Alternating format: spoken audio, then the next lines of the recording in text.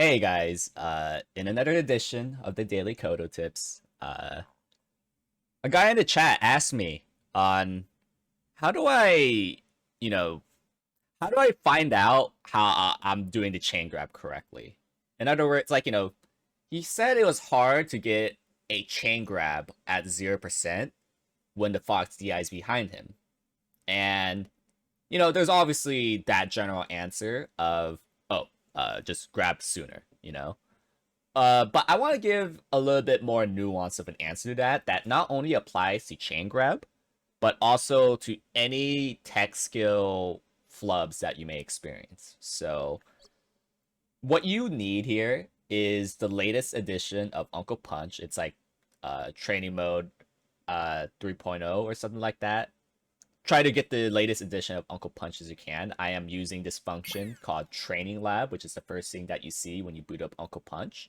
And this is a very powerful training tool to see, basically it just dissects things as much as possible and lets you know certain things that you would not find with vanilla melee.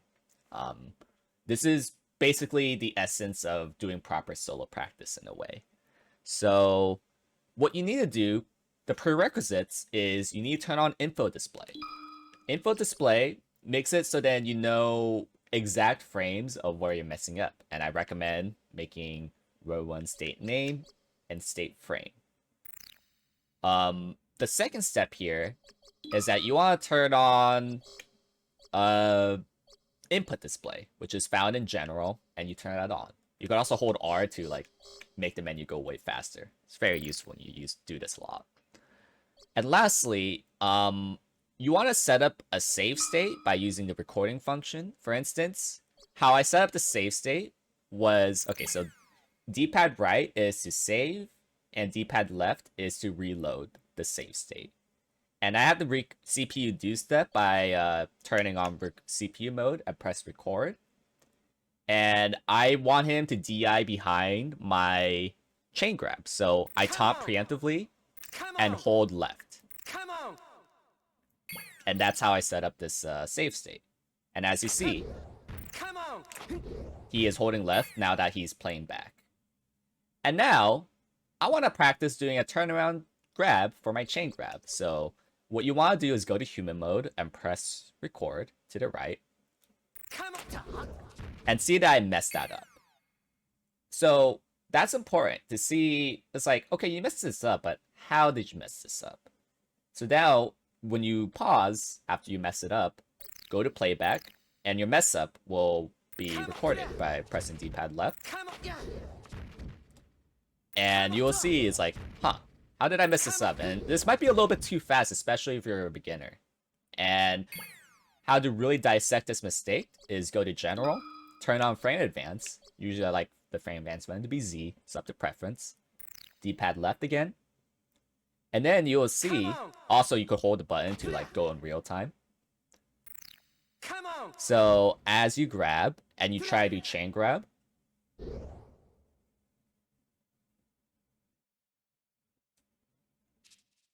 you'll see how I made this mistake was I didn't even input a jump cancel grab. But furthermore, another mistake that I made here is see the state frame at the top left? This is important to see when you're timing things. And you could also see that I didn't buffer, I timed a dash rather than a turnaround. And a dash is not what you need when you're chain grabbing at 0. You want to already preemptively hold behind the moment you see the Fox DI behind you. So that's an issue. Okay, so 2 issues is that I need to turn around sooner, buffer turn around sooner. And secondly, I need to actually input, if I'm, and the reason why this dash grab occurred is because I did a dash grab rather than a turnaround grab. So the main issue with this is that I didn't even do a buffer turnaround grab. So now that I know that this is an issue, I'm gonna set up another save state. Now I'm a little slow. Why is that the case? So now that I am buffering this turnaround,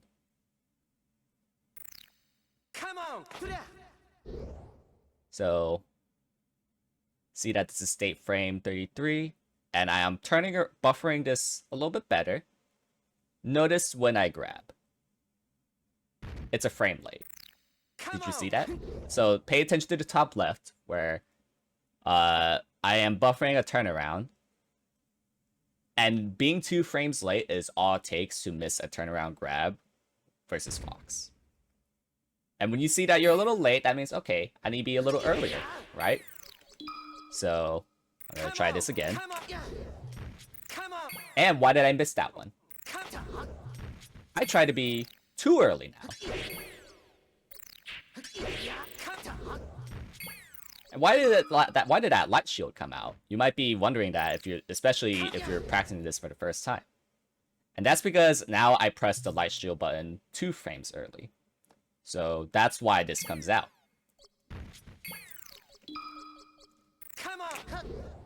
So after dissecting enough problems, and you know what you're doing wrong, hopefully now this all kind of comes together. And it's like, oh my god, I finally did it right. You know, now, you know, if you really want to see how I did that right, it's I waited enough frames, I turned around on time, and I acted in the first possible frame.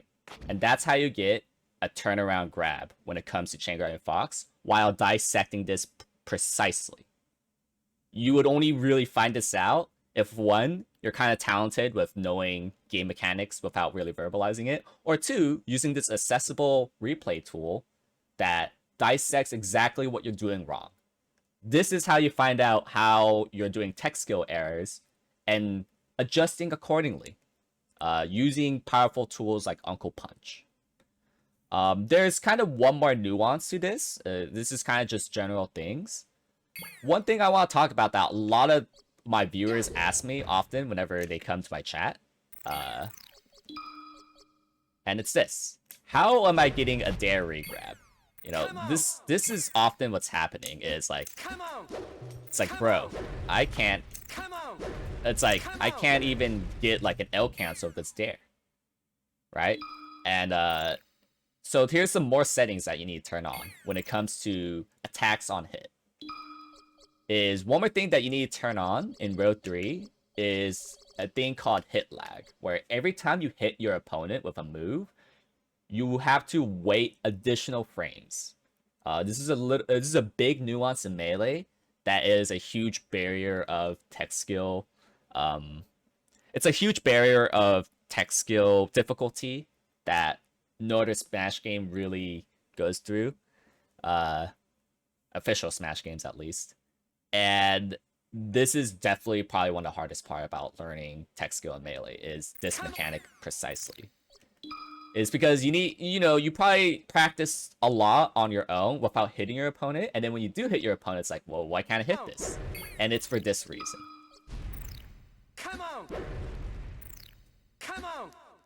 And when you hit like something like short hop dare, you have 7 frames of hit lag, where no inputs are read during these frames. And a common beginner mistake is to do inputs during this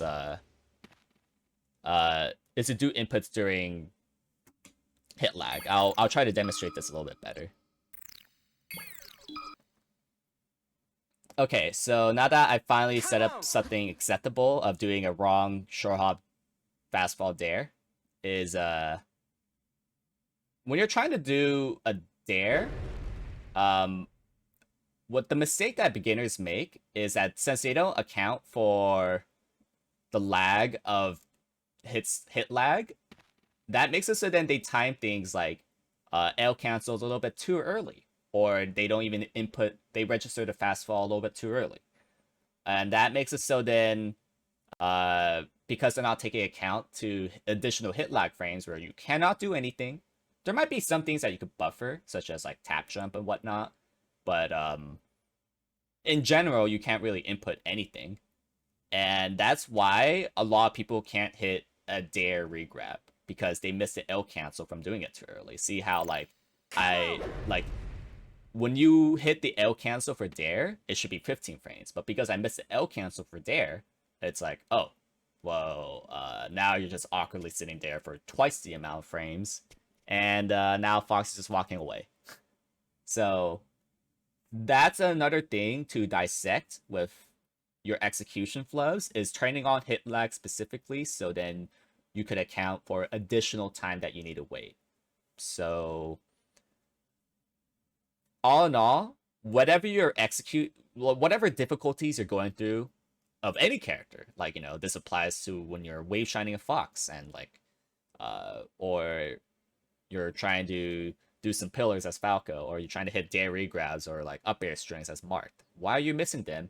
Chances are it might have to do something with hit lag and just like your general inputs. And using this very powerful tool to dissect your mistakes, hopefully you know how to practice it a little bit better.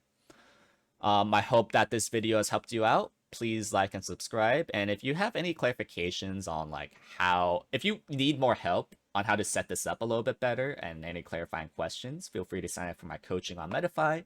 And yeah, I'll see you around.